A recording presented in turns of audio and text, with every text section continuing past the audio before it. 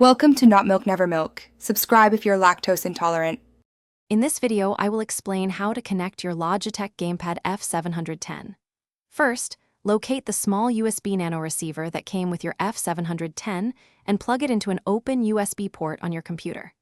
Next, make sure your gamepad has two AA batteries properly inserted into its compartment. Then, slide the power switch on the back of the controller to the on position. The connection should establish automatically, and you're ready to game. The F710 has an X/D switch on its back, allowing you to choose between X input and direct input modes.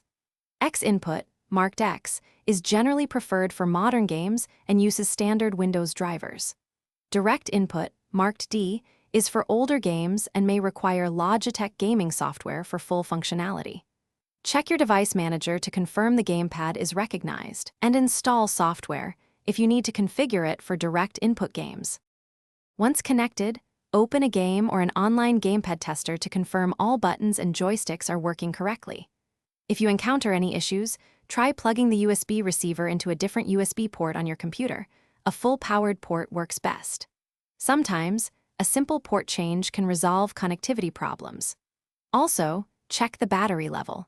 Fresh AA batteries are crucial for a stable wireless connection and to ensure the gamepad powers on.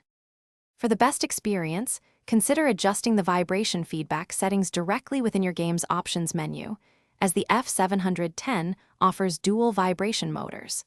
Maintaining a clear line of sight and close proximity between the gamepad and its USB receiver will ensure the most reliable 2.4 GHz wireless signal, minimizing any potential lag. Remember, a strong connection makes a big difference. And for those moments when you're not gaming, reading is a fantastic way to relax. Check the description for a link to the new Kindle Paperwhite and other great deals.